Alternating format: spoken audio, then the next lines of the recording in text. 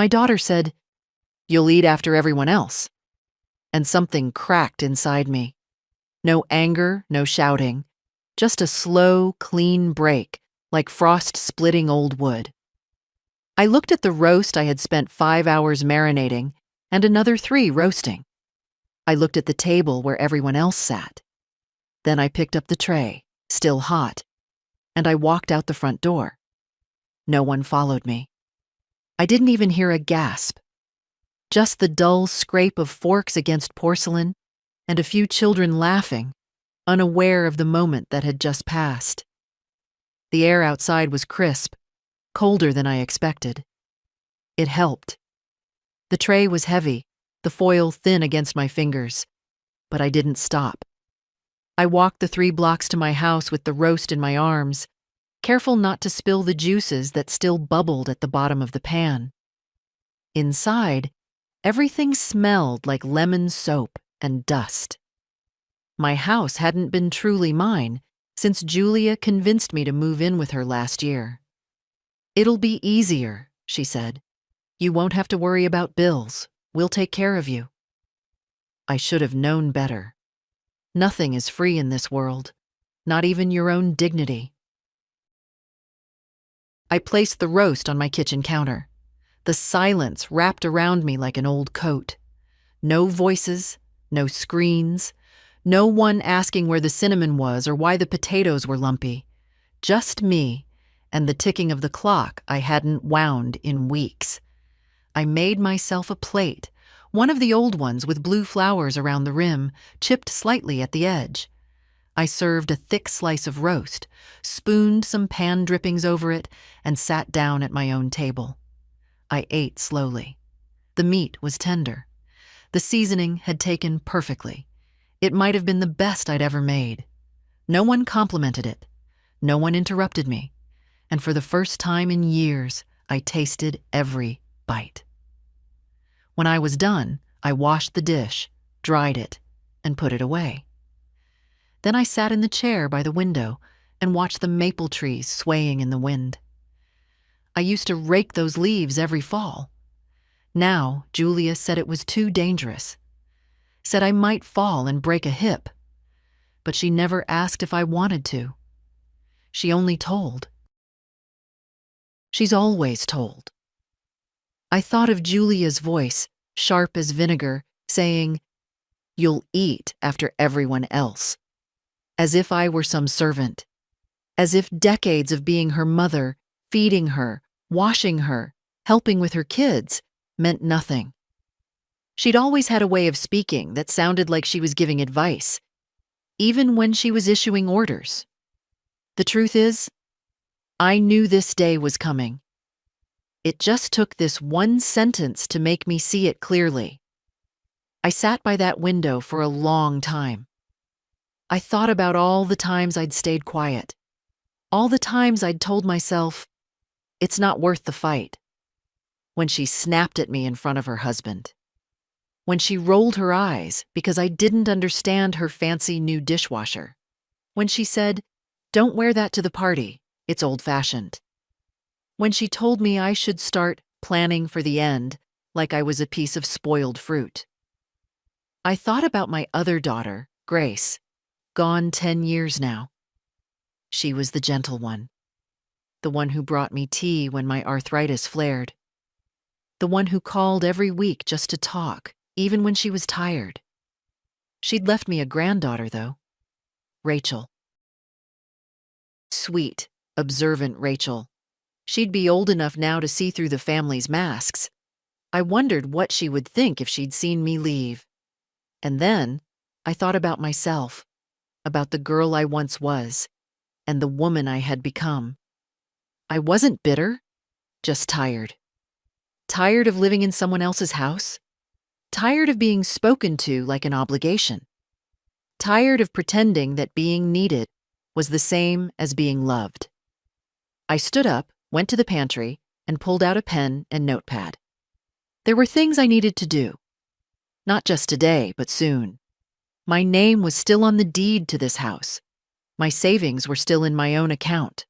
I still had power. I had just forgotten it. Outside, the sun dipped low and the streetlights began to flicker on. Somewhere, Julia was probably realizing the roast was gone. Maybe someone was finally asking where I was. Maybe not. It didn't matter. Tonight, I would sleep in my own bed, eat my own food, and answer to no one. And tomorrow, I would start making decisions, not as someone's burden, but as myself. The phone rang twice that night, but I didn't answer. I watched the name flash on the screen, Julia, and let it fade back into darkness. She didn't leave a message, just rang, as if the sound alone might drag me back. It didn't. I slept better than I had in weeks, the kind of sleep that comes not from peace, but from exhaustion finally lifted.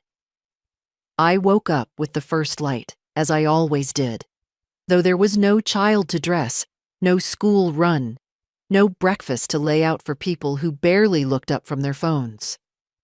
I sat at the kitchen table with a cup of tea and a slice of the cold roast, now even more flavorful after resting overnight. I didn't heat it.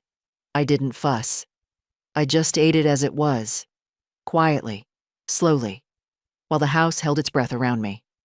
By 8, I'd made a list. Check the bank accounts. Call the lawyer. Go through the documents Julia helped organize last spring. Make decisions. The list wasn't long, but it was real. And it was mine. I pulled the folder from the bookshelf, the one I'd marked House and Finances, and opened it on the kitchen table. Inside, receipts from renovations I'd paid for. Utility bills, always in Julia's name. Notes from her suggesting we streamline things, meaning shift control slowly but surely out of my hands. I remembered the day she convinced me to add her to one of my checking accounts, just for emergencies. I'd thought I was being practical. That's how they get you, isn't it? They don't take everything all at once. They chip away, until you don't even recognize what used to be yours. The next thing I did was open my email. The bank's website had been bookmarked long ago, though I rarely logged in. I left that to Julia too often. But not today. I reset the password, passed the security questions, thankfully still ones I had chosen, and there it was. My balance, still intact, still mine. I made a note to visit the branch in person. I wanted eyes to look into, not just screens. I wanted records printed, authorization forms reviewed. No more joint accounts, no more access for convenience.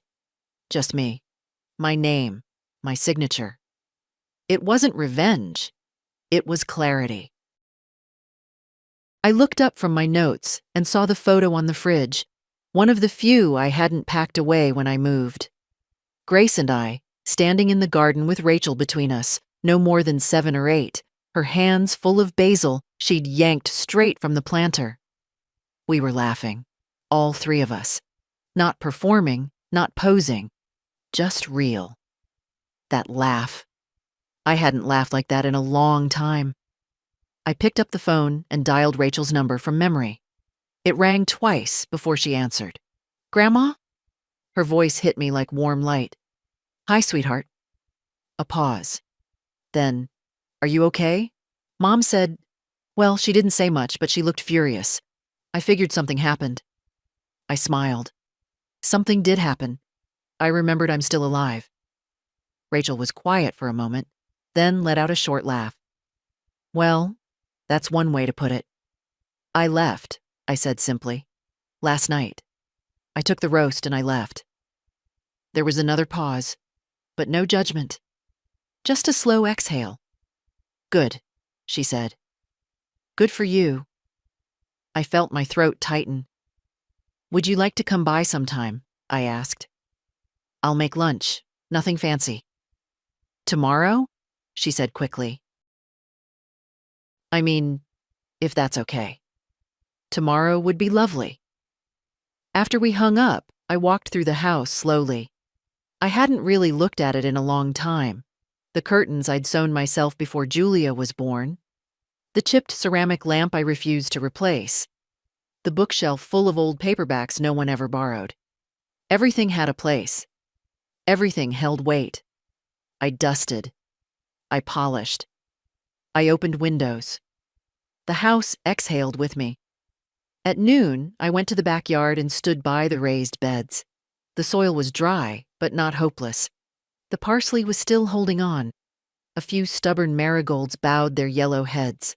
I touched the wooden edge of the bed and let my fingers rest there.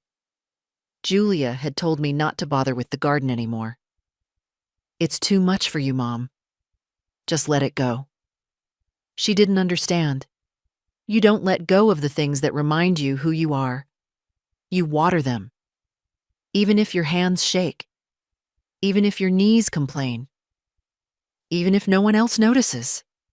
The phone didn't ring again that day, and that was fine. Grace used to say that I was the strongest woman she knew. She'd say it when I fixed the washing machine myself, or when I held my husband's hand as he took his last breath, or when I went to work 3 days after his funeral because someone had to keep the lights on. Funny how that strength becomes invisible the older you get. You stop being the woman who carried the family on her back and become the woman people talk over. The one they pat on the hand. The one they tell to rest, to sit down, to stay out of the way. After Walter died, I didn't crumble. I cooked, cleaned, paid the mortgage, worked late shifts. Julia was 21, freshly graduated and itching to move out. Grace, still in high school, stayed close.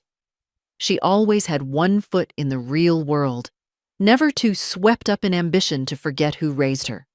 Julia had drive, no doubt. But Grace had heart. I remember the first month after his death, how Julia kept saying, "You need to let someone help you," when what she meant was, "You're not doing this the way I think you should." She moved out a month later, said the house felt too heavy, said she needed air. Grace stayed. She helped with the bills when she could, worked part-time after school, made me laugh when the nights got too quiet. I used to catch her sitting on the porch, talking to the stars like they were old friends. She was never in a rush to leave. Even when she got married, even when she had Rachel, she made time. That kind of love doesn't shout. It shows up. And when the cancer came, she faced it the same way she faced everything. Gently, but with her eyes open. She called me before every chemo appointment, not because she needed advice, but because she knew I needed to hear her voice. When she died, Julia told me, "You have to be strong now for Rachel." But her voice held no softness. It felt more like an assignment than a comfort. Rachel was just 12. She moved in with Julia because I was too old to raise a teenager. I wanted to fight it, to say I could still be a mother, even if my knees ached and my hands trembled some mornings. But I didn't. I let it happen. And maybe that was the first real surrender, not to age, but to doubt. The following years passed in a blur of compromises. I sold my car. "You don't need it anymore, Mom," Julia said. "We'll take you anywhere you need to go." Except they never did. I stopped hosting dinners. "It's easier at our place," she insisted. I stopped gardening. "Your back can't handle that." I stopped decorating for holidays. "Let us do it. You just rest." Each time I let go of something, I told myself it was just practical. But practicality has a sharp edge. You only realize how deep it cuts when you try to reach for something and find it's no longer yours. Julia isn't cruel, not in the ways people expect cruelty to look. She doesn't raise her voice. She doesn't hit. Her tools are silence, suggestion, dismissal. She's a master at minimizing. If I said something hurt me, she'd blink slowly and say, "Oh, I didn't mean it that way." As if my hurt was inconvenient. As if my feelings were a translation error. That's what made last night different. "You'll eat after everyone else," she said. Not with malice, with efficiency. With coldness so practiced it passed for logic. I wasn't part of the celebration. I was part of the staff. And when I stood up, took the roast, and left, she didn't stop me. Not even a murmur. Just silence. Which told me everything. This morning, after my tea, I opened another box I hadn't looked into in years. Inside were Grace's letters. Real letters.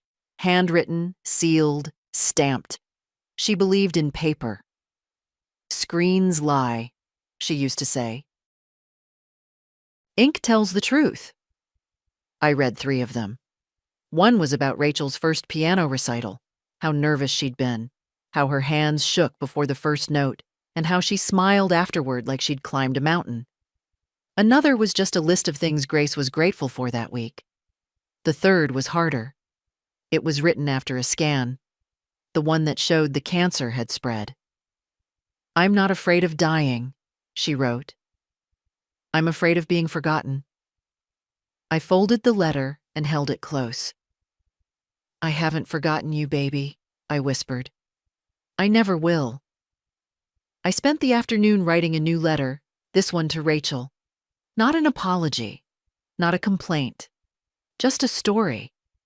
A slice of memory from when she was small and I taught her how to make a pie crust. Her tiny hands covered in flour, her face stern with concentration.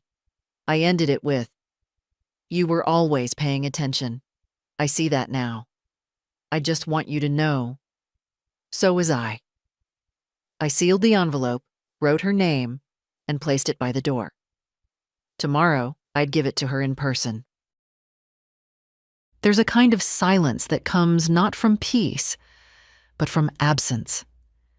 That was the kind filling Julia's house the morning after I left. I imagined it while I boiled water for tea, how the children whispered over cereal, unsure why Grandma's chair was empty, how Julia's husband glanced at her, waiting for an explanation, and how she, with all her talent for deflection, probably said nothing at all. Silence is easier than admitting your mother walked out on you in front of your guests with the main course under her arm. I sat on my porch with my tea, wrapped in an old cardigan Grace had given me the Christmas before Rachel was born. The elbows were thinned, one pocket coming loose at the seam, but it still smelled faintly of her favorite vanilla lotion. I watched a squirrel dart across the fence, then freeze, mid-motion, sensing I was watching. I smiled. I liked the company. Around 10, I heard Rachel's voice before I saw her. "Grandma?" I stood up too quickly and felt the familiar pinch in my right knee. "Back here, sweetheart." She came around the side of the house holding a brown paper bag, hair tied up, cheeks flushed. "I brought pastries," she said.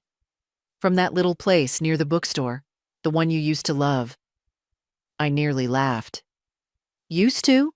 I still do. Come in." We sat at the kitchen table with warm cinnamon twists between us. Rachel poured the tea like she'd seen me do it 100 times. She probably had. She didn't ask questions at first, and I didn't rush to explain. We just ate. Slowly, like we had time. "I saw Mom's face last night," she said finally. "When she came back to the table, she looked hollow, like she didn't expect you to actually go." I sipped my tea. "Neither did I, until I did." "I'm glad you did." She looked down. I wanted to say something, but it didn't feel like my place.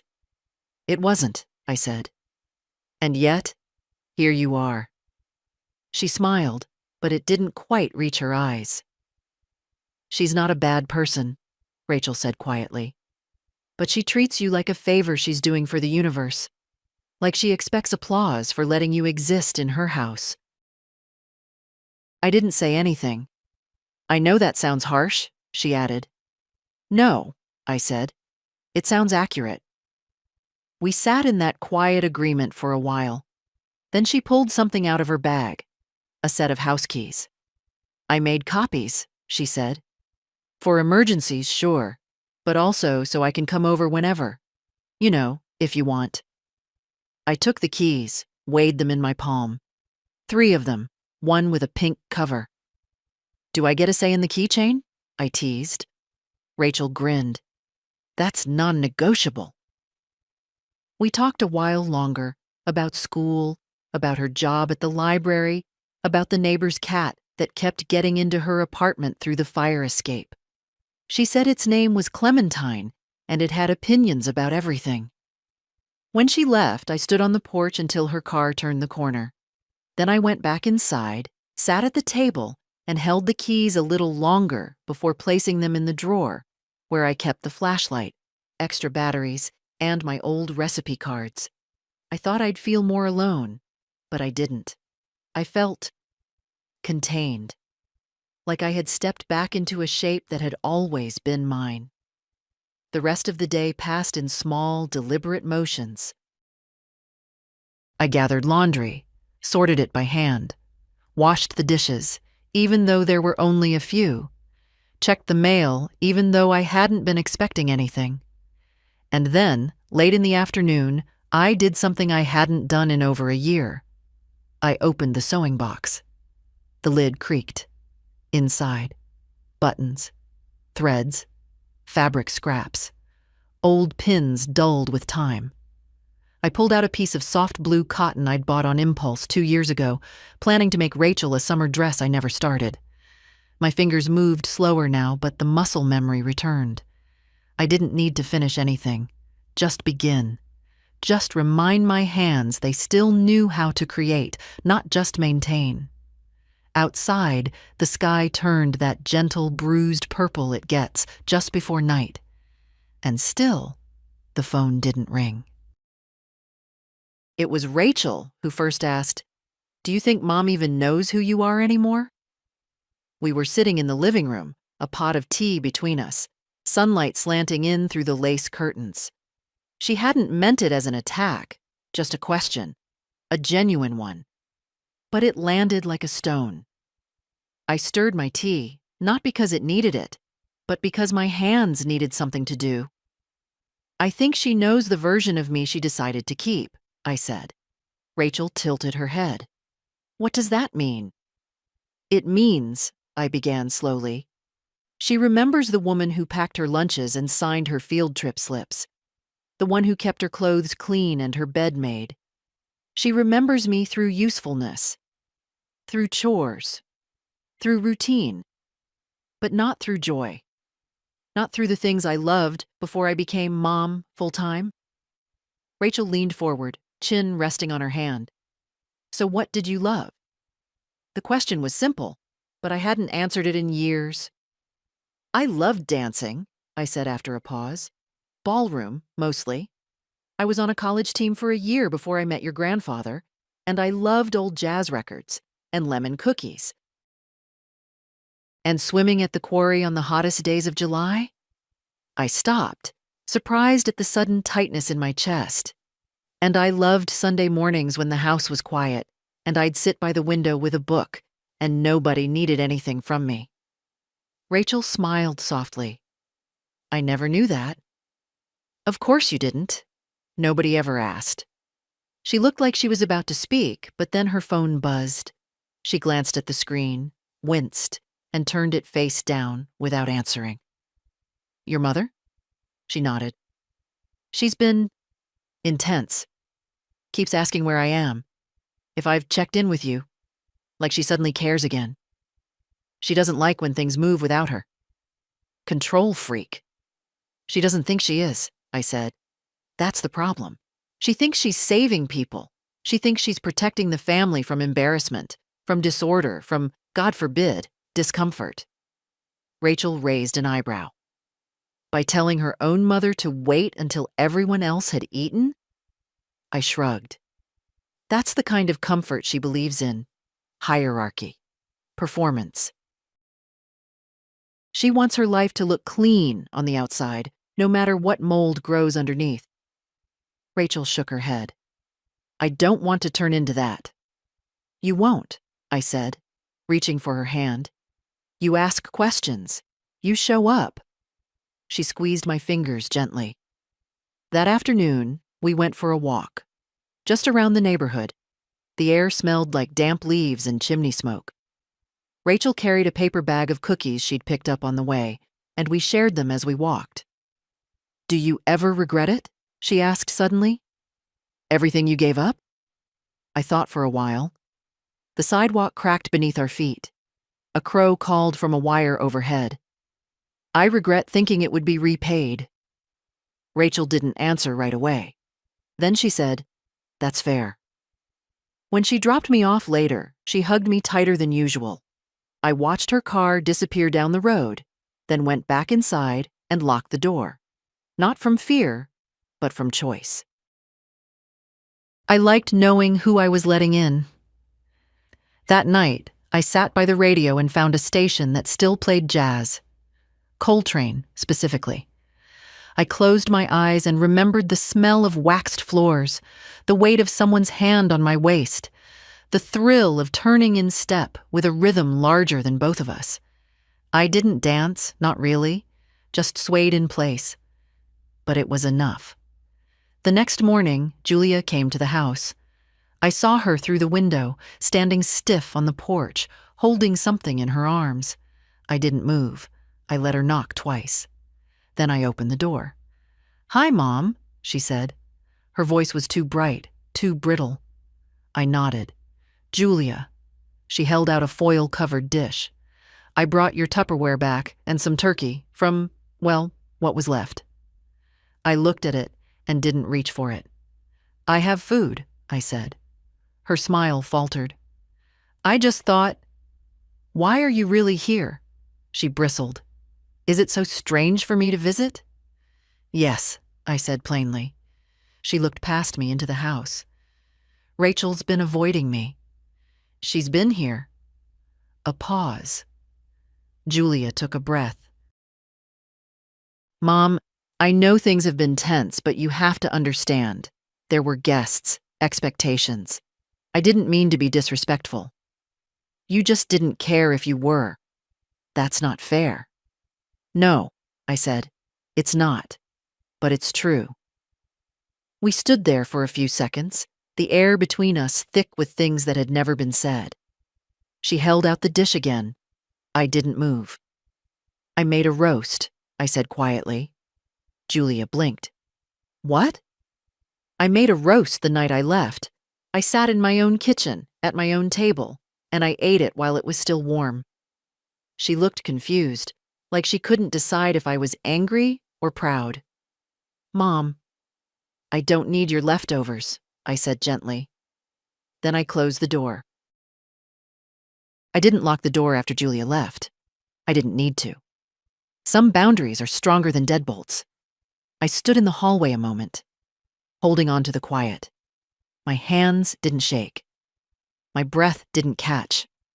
The old fear, the one that says, "You're being ungrateful," or "She meant well," was gone.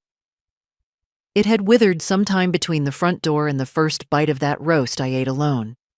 And like anything dead, it no longer held power. Later, I wrapped the dish she brought in a kitchen towel and walked it down the street to the church donation freezer. They take food quietly there. No questions, no paperwork. Just a kind soul making sure nothing goes to waste. I placed the turkey inside, left the Tupperware, and walked home without looking back. By the time I returned, the kettle was still warm. That's when I knew what I had to do next. For years, I'd let Julia handle things. Bills, online accounts, renewals. It started small. A reminder to pay the electricity. A suggestion to link our phone plans. Then came the bank accounts. She convinced me to make her an authorized user on one, in case something happens. Then another.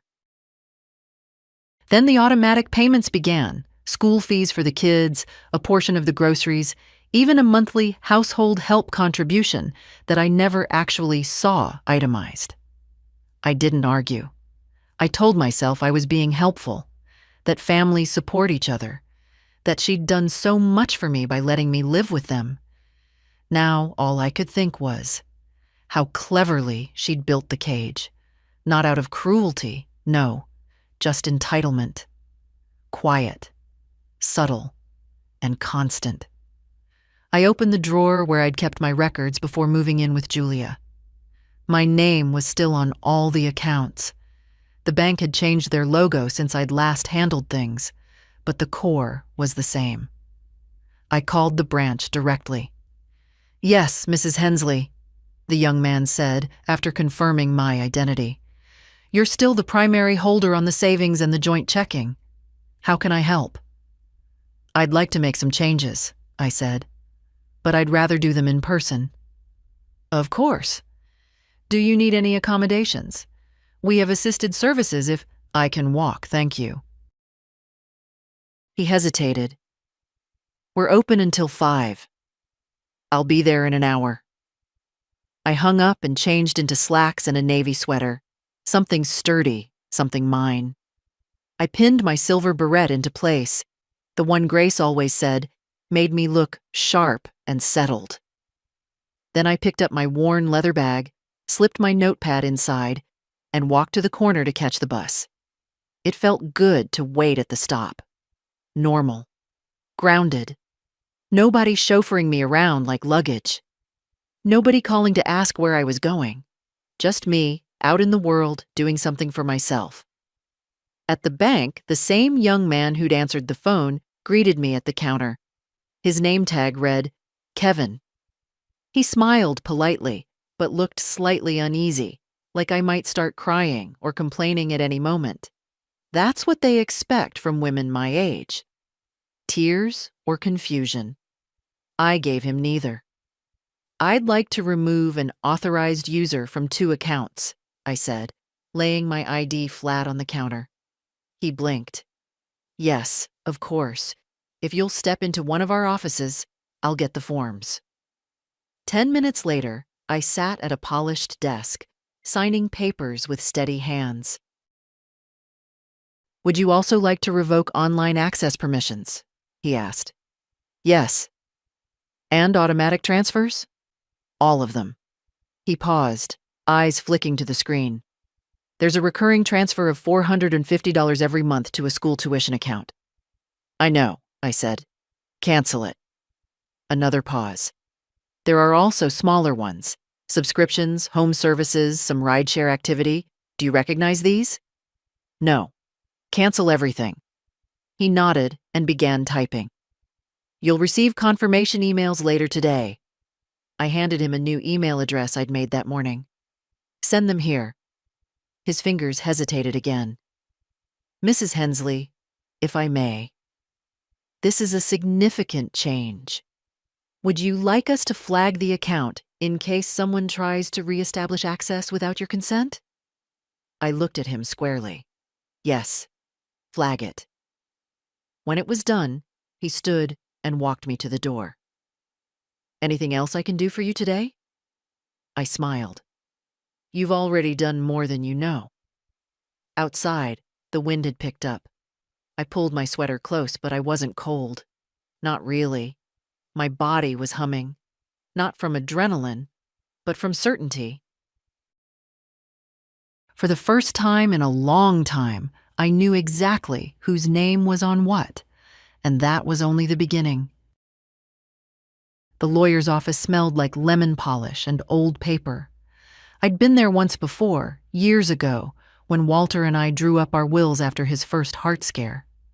The building was the same, narrow hallways, scuffed molding, but the receptionist was new, and the chairs in the waiting area were now faux leather instead of velvet. The kind of change no one talks about, but you feel all the same. "Mrs. Hensley," the receptionist smiled. "You're here to see Mr. Abrams?" I nodded. "He's expecting me." She led me down a short corridor and into a small office with tall windows. The man behind the desk stood when I entered. Grayer than I remembered, but his handshake was still strong. "Evelyn," he said, motioning to the chair across from him. "It's been a while." "Yes." Too long. He sat and folded his hands. What brings you in? I didn't hesitate. I'd like to revise my will, and I want to set up a trust for my granddaughter. He blinked once. All right. There was no judgment in his voice, just calm professionalism, which was exactly what I needed. You remember Grace? Of course. She's gone now. Been gone a while. I'm sorry. I nodded once. She left a daughter, Rachel. I want to ensure that whatever I have left goes to her, not to my other daughter. He didn't flinch. We can do that. I also want to protect those assets while I'm still alive, I added. Rachel's young, but I trust her more than anyone else. I don't want Julia, or anyone else, having access to anything in my name. Mr. Abrams opened a legal pad and began taking notes. We can create a living trust. You'll retain control as trustee, but designate Rachel as the beneficiary. That way, when the time comes, she'll inherit without going through probate.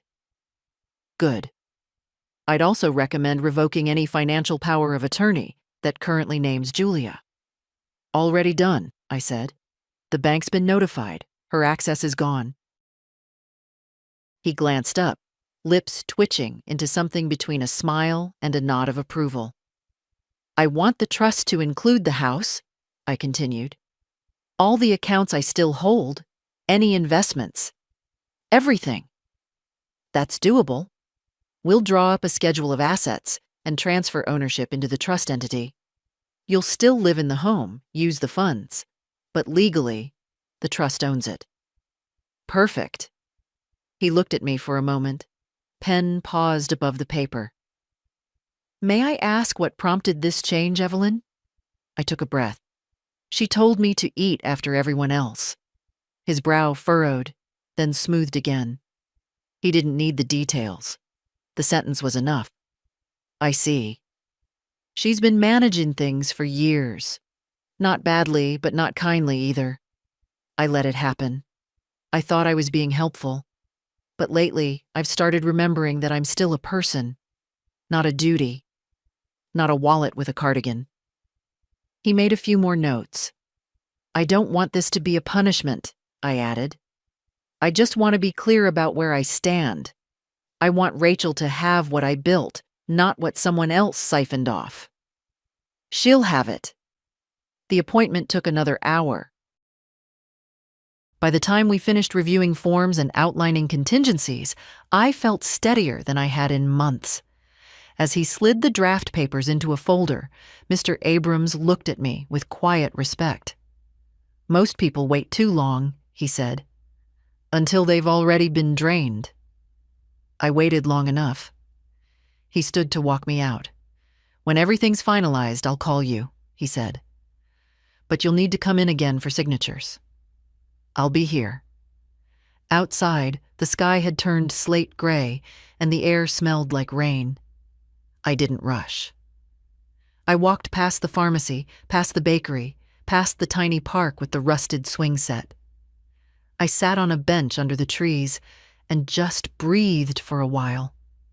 There's something strange about reclaiming control after giving it away for so long. It doesn't feel triumphant. It feels quiet, like adjusting your posture after years of leaning the wrong way. My phone buzzed, a message from Rachel. Everything okay, Grandma? I typed back. It's starting to be.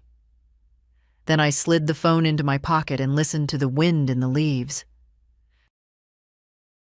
The papers were ready within a week. I returned to Mr. Abrams' office on a Thursday morning. The sky was clear for once, sunlight pooling like gold on the sidewalks, but the wind still had bite. I wore my wool coat, the one Grace bought me the year she got her promotion. She said it made me look like someone who doesn't ask for permission. I folded it neatly over the back of the chair in Mr. Abrams' office as he laid out the documents across the desk. There's the will revision, he began, tapping each page gently. Here's the trust agreement. Rachel is named as sole beneficiary. You're the trustee. The house, Accounts and investment funds are listed in the Schedule A attachment. And here," he paused, "is the formal revocation of financial power of attorney." I looked at the thick envelope marked Julia Hensley. It was already addressed and stamped. "She'll receive a copy," he confirmed, "along with the cease letter. She'll have no legal standing to act on your behalf moving forward." I took the pen. My hands didn't shake. I signed every page, slowly, deliberately, watching the ink curve behind me like a trail I could finally see forming in real time. When we finished, Mr. Abrams gathered everything and slipped the signed documents into a large binder. "That's it," he said. "You're no longer operating under assumption or habit. Everything's legally yours again." I nodded. "Good. There is one more thing," he said, opening a small drawer. "Do you want to include a medical directive? Someone to speak for you if you can't?" I didn't hesitate. "Rachel, she's under 30, he warned gently. "That's fine by law, but emotionally, she's the only one who still asks what I want." He nodded and slid the form across the table. We finished in under 20 minutes. When I stood to leave, Mr. Abrams offered me the binder. "Keep this somewhere safe, and let Rachel know where it is." "I will." "And Evelyn?" I turned. "You're not just reclaiming things, you're protecting them. There's a difference." I nodded. "That's exactly what I'm doing." I took the long way home. I passed Julia's neighborhood and didn't turn in. I passed the school where Rachel once played violin in the 3rd grade concert. I passed the hardware store where Walter used to buy nails he didn't need just to talk to the owner. When I reached my house, I felt it in a new way. Not as a burden, not as a museum, but as shelter. A stronghold. Mine. I placed the binder in the drawer with the emergency flashlight and the spare checkbook. Then I sat at the kitchen table and wrote Rachel a letter. Not dramatic, not emotional, just instructions. Where the binder was, who to call, what to do if and when. When I finished, I tucked the letter into an envelope and wrote her name in block letters across the front. Then I placed it under the old cookie jar, the one she always lifts when she visits, as if I might have left something sweet inside.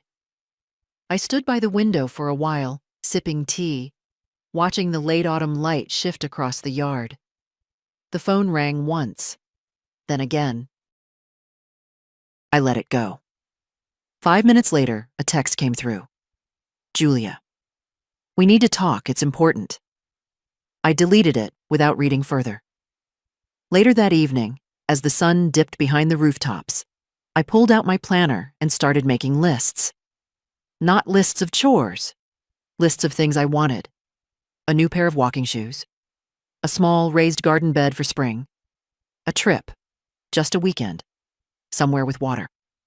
Not big things, not fancy things, just mine. That night, for the first time in years, I locked the door from the inside, not out of fear, but as a quiet declaration. I was home. Julia didn't knock this time. She rang the bell once, then again, sharper, longer. I waited, finishing my tea. When I opened the door, she stood stiffly on the porch, arms crossed, face tight. "We need to talk," she said. I didn't move. "About?" Her eyes narrowed. "Don't play dumb, Mother. You've revoked everything. I got the letter from the lawyer, the trust, the will. You cut me out entirely." I stepped back and opened the door wider. "Then you already have the answer." She brushed past me into the living room, uninvited. She always walked like the house owed her its walls. "Why now?" she asked, spinning to face me. "Why after all this time? You live under my roof for over a year, and suddenly I'm the villain?" I sat in my chair by the window, calm. "I don't live under your roof anymore." "You stayed here for free," she snapped. We took care of you. No, I said. I cooked. I cleaned. I picked up your children from school. I paid for half your bills. That wasn't care. That was arrangement. And I don't do arrangements that erase me. Julia blinked. For a second, her mouth moved but made no sound. She hadn't expected clarity. She'd come prepared for guilt. You're being dramatic, she said finally. No, I'm being exact. She started pacing. You're going to leave everything to Rachel? She's 22. She doesn't know anything about finances. She'll learn. I should have been part of that conversation. I should have. You had years, I interrupted. Years to treat me like a person, not a burden. You didn't. Julia stopped pacing. I didn't mean to hurt you. You just didn't care if you did. She flinched, but I held her gaze. All these years, I said quietly, you thought I wouldn't notice. You told me when to speak, when to sit, when to eat. You dressed it up as concern, but it was always control. She crossed her arms again, defensive now. I was trying to keep things manageable. For who? Her silence told me everything. After a while, she sat down across from me, her voice softening. You could have said something sooner. I did. You didn't hear it. Or maybe you did, and ignored it. Her jaw tightened again. You made me out to be some cold monster. I didn't make you anything. I just stopped lying about how it felt. She exhaled hard and rubbed her forehead. So that's it? You're just done with me? I looked at her, my daughter, a woman I had fed and clothed and protected, and I felt no hatred, just exhaustion. No, I said gently. I'm not done with you, but I'm done living under your conditions. She didn't speak after that. We sat in silence for a long time, the afternoon sun painting sharp lines across the floor. Finally, she stood. Do you want me to go? I nodded. I do. Julia looked like she might say more, but then she turned, walked to the door, and let herself out. The door shut quietly behind her. I didn't cry. I didn't feel victorious. I felt space. The kind that used to belong to me. The kind I'd forgotten how to breathe in. Later that evening, Rachel called. How are you? She asked. Better, I said. Clearer. She paused. She came by, didn't she? Yes. Did it help? I thought for a moment. It helped me remember that boundaries aren't cruel. They're necessary. Rachel didn't say anything, but I could hear the warmth in her breath. Good, she whispered. That's good. We didn't talk long. We didn't need to. Sometimes it's not about what you say. It's about finally being heard. The next few days came with noise. Not the kind you hear, but the kind that fills your phone. Missed calls. Voicemails with polite urgency. Texts that started with, Mom, I think we should talk, and ended with, This has gone too far. Some from Julia, a few from her husband, Alan, who never used to speak to me directly unless the car insurance lapsed or a casserole needed returning. The messages blurred together after a while, apologies wrapped in expectation, worry disguised as control, and underneath them all, a single thread. They were losing access, and they didn't know how to function without it. I didn't answer. It wasn't revenge. It was space. I left my phone on the kitchen counter and spent mornings on the porch with a blanket and a book.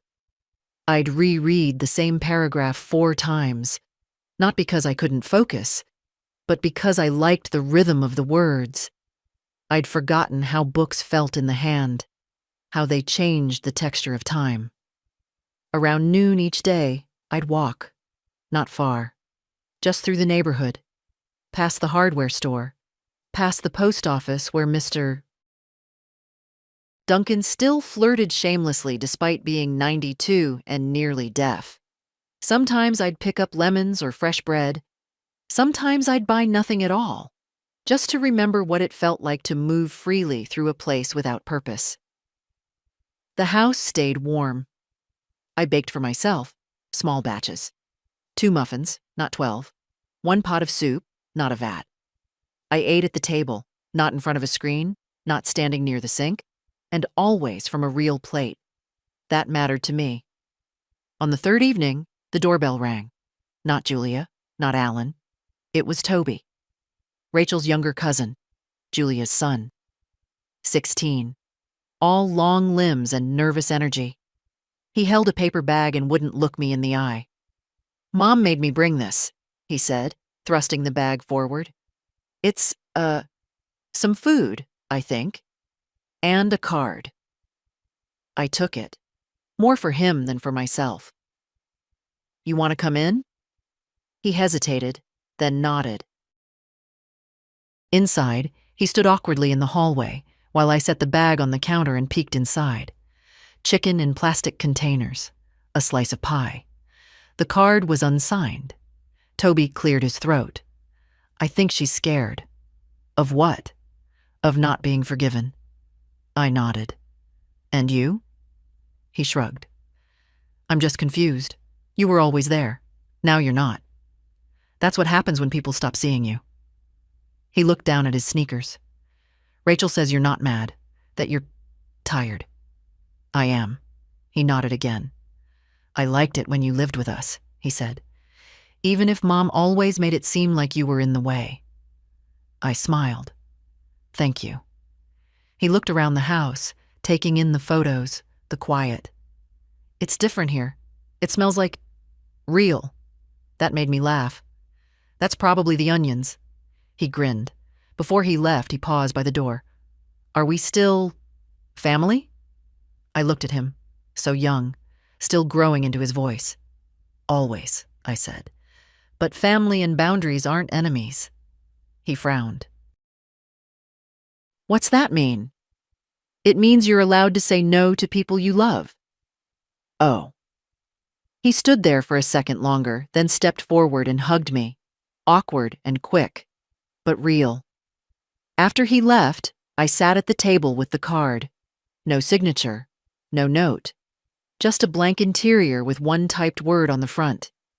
"Sorry." It didn't feel like enough, but I wasn't waiting for it to be. That night, I didn't turn the phone off. I just turned the volume down. The sound of my own breathing was enough. Julia waited a full week before trying again. This time, it came by mail. A pale blue envelope, her handwriting on the front. She always had neat script, sharp and slanted, like she was still trying to impress a teacher. I opened it at the kitchen table, knife sliding easily through the fold. Inside, a card with gold trim, the kind people send for holidays or polite condolences. No emotion, just elegance. The message inside was short. "Let's start fresh. Come for dinner. Sunday. Just family. Just us. Love, Julia." I read it twice. Then I placed it back in the envelope and set it aside.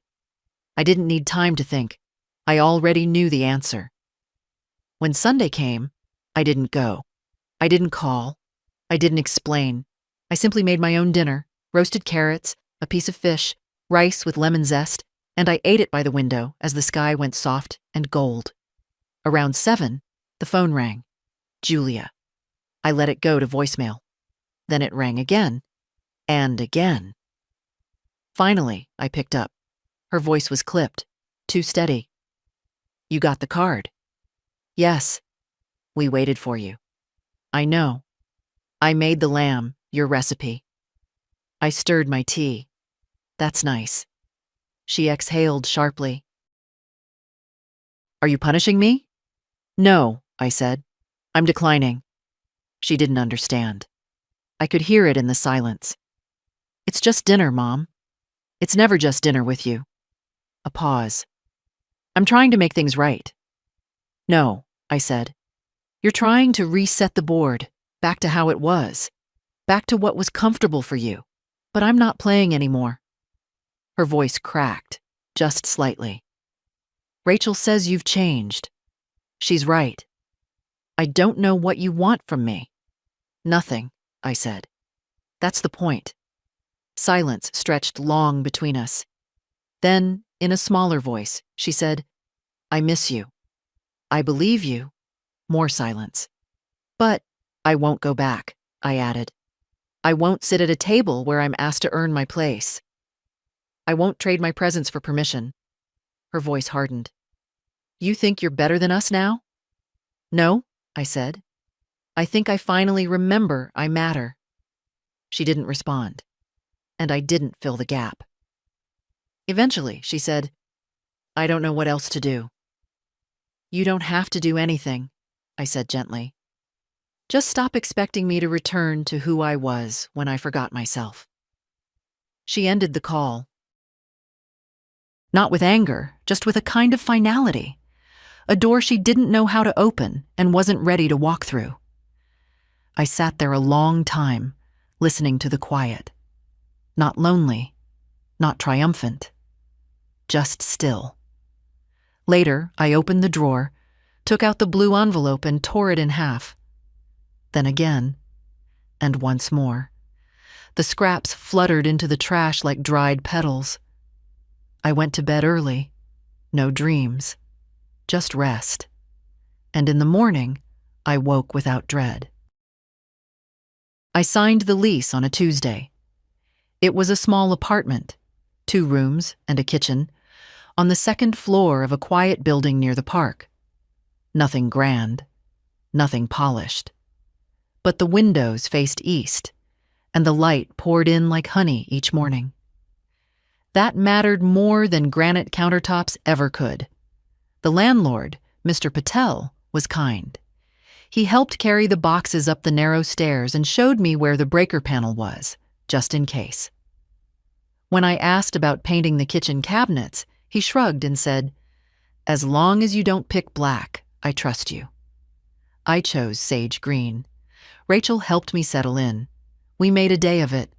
We unpacked slowly, drinking iced tea from mismatched mugs and laughing when we found things I didn't even remember owning. She hung a small framed print above the sink, a lemon tree, soft and faded. It looks like you, she said. Rooted, but still growing. I smiled. That's nicer than being called hardy. We spent the afternoon arranging the bookshelves. Grace's letters went into a wooden box that now lived on the side table, close enough to touch.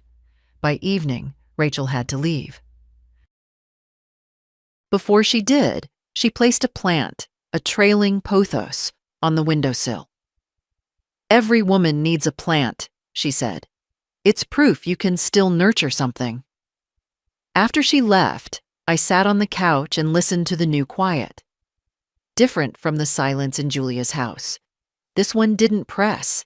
It welcomed. It asked nothing. I made a simple dinner, sautéed spinach, a boiled egg, toast. I ate it slowly, watching the shadows climb the opposite wall. No one asked why there weren't more sides. No one criticized the softness of the yolk. The next morning, I met my neighbor. Her name was Ruth, 83, and she walked with a cane that had floral stickers all over the shaft. You're the new one, she said, eyeing me like a shopkeeper does a fresh shipment. I suppose I am. She nodded toward my door. Don't put out trash before 5. They fine us. And the lady in 2B feeds the squirrels, but don't tell management. I like her too much to see her evicted. I smiled. Thanks for the warning. She leaned in, lowering her voice. You divorced? No. Widowed. She tilted her head. Then what brings you here? I didn't hesitate. I remembered I'm allowed to live on my own terms. Her lips twitched. Well, it's about time. We stood in the hallway talking for 20 minutes. About arthritis, old movies, and which market had the best produce. She reminded me a little of myself, sharp when she needed to be, but kind underneath. A woman who'd weathered more than she let on. That afternoon, I rearranged the silverware drawer. Not because it was wrong, just because I could. I placed forks in the front, knives at the back. It made no logical sense, but it pleased me.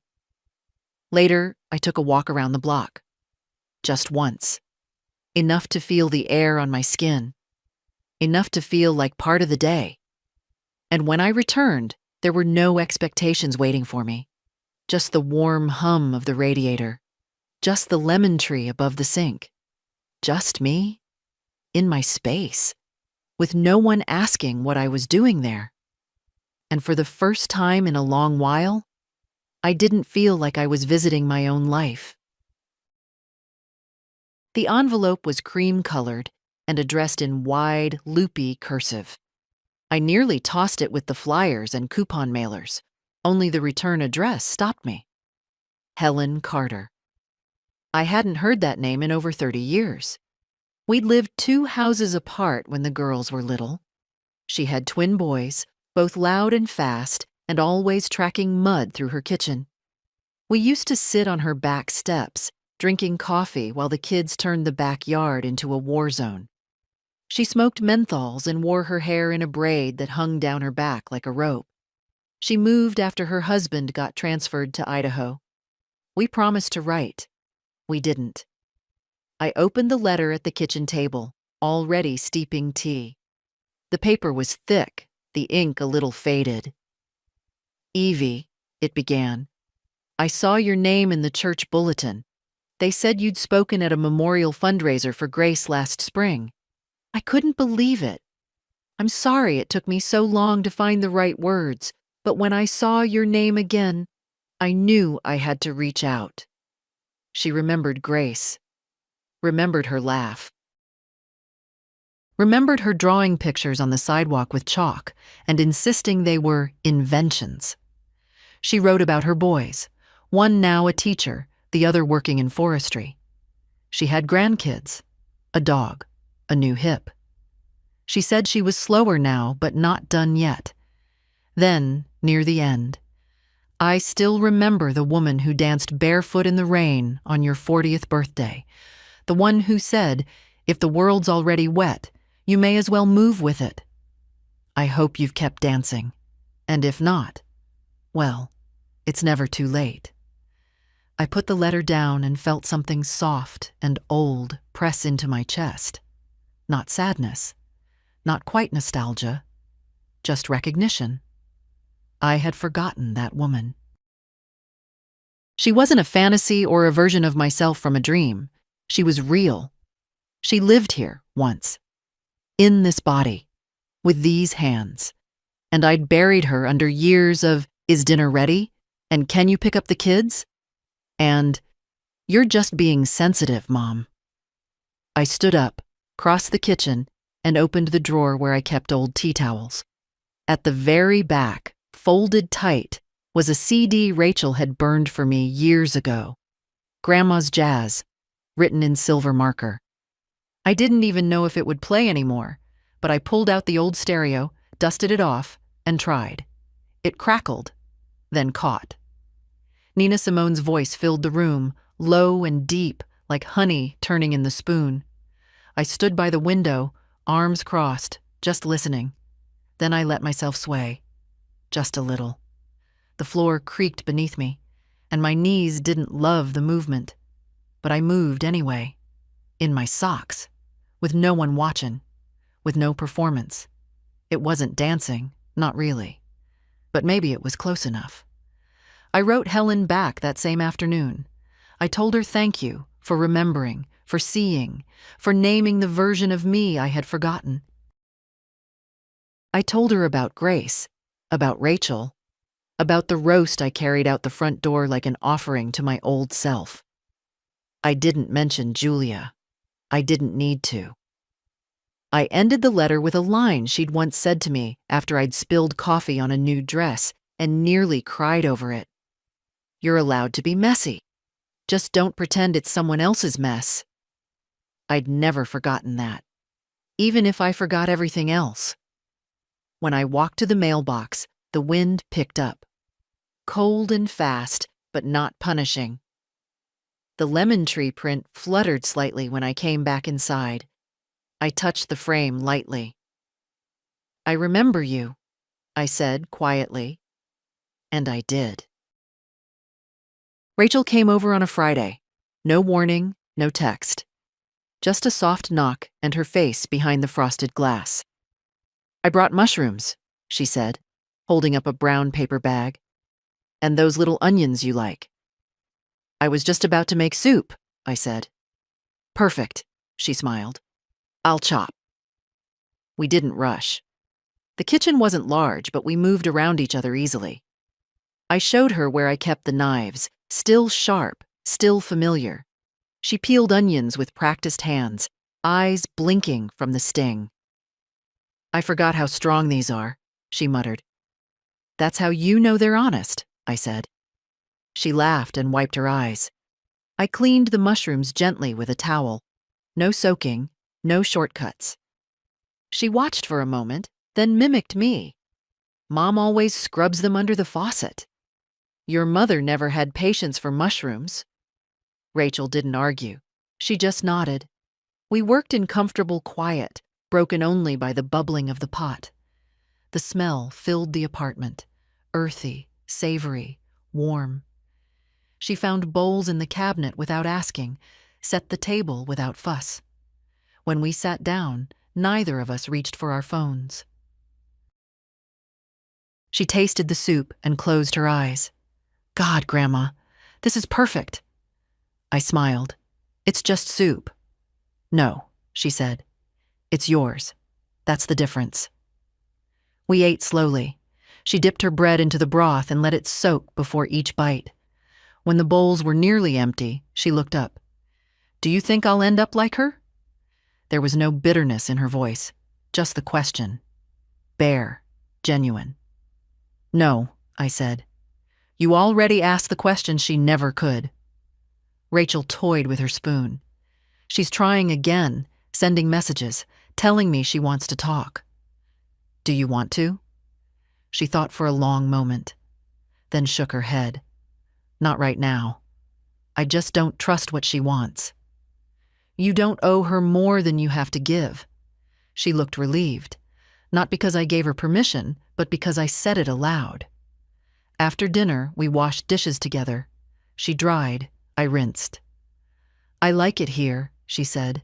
"It feels honest." "That's the second time you've used that word tonight." "Yeah," she said, smiling. "I think I'm craving it." When we finished, she didn't rush to leave. She wandered into the living room, sat on the floor with her back against the couch. I joined her. "I used to think you were just quiet," she said. "But now I think you were just careful." I nodded. I had to be. Why?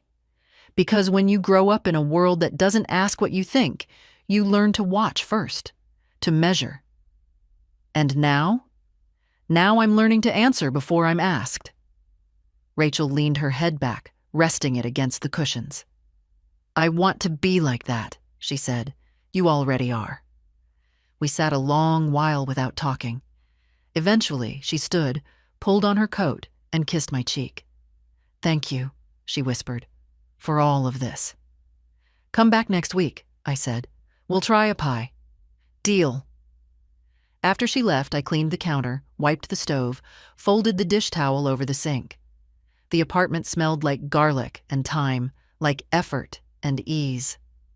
I poured myself a small glass of wine and sat by the window.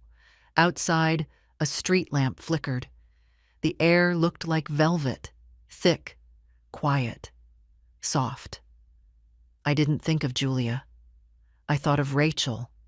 I thought of soup and salt, and how some things, once tended properly, don't need saving.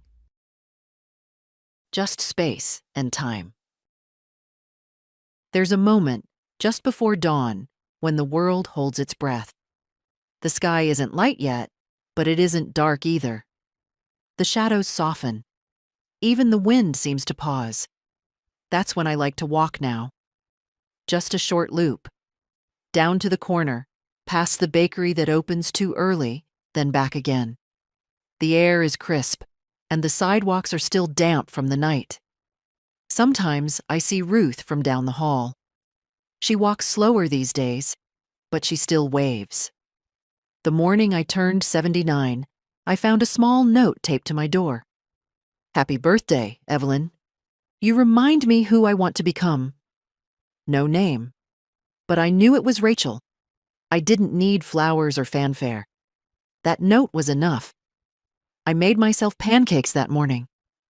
Just 2. With a little butter, a drizzle of syrup, and half a banana. I ate them slowly at the table, sunlight warming the floor by my feet. Later, I opened the drawer where the binder lived. I hadn't touched it in weeks, but I pulled it out, placed it on the table, and added one last letter, short, clear, folded once. It read, "Rachel, what I have is yours, not because of blood, but because of kindness. You never tried to manage me. You just met me where I stood. That's love.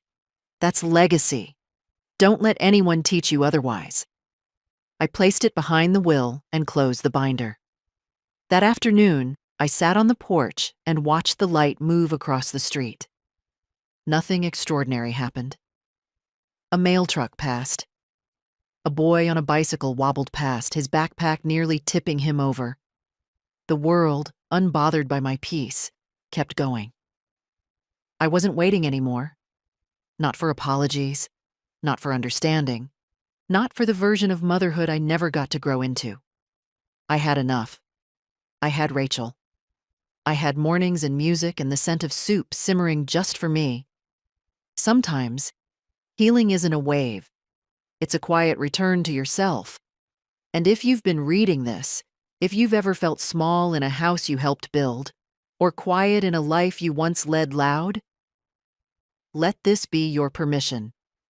You don't need anyone's blessing to come back to yourself. You just need to begin. So begin. Now. And if this story found you, share it. Leave a comment. Pass it to another woman who needs reminding. Your worth was never up for debate.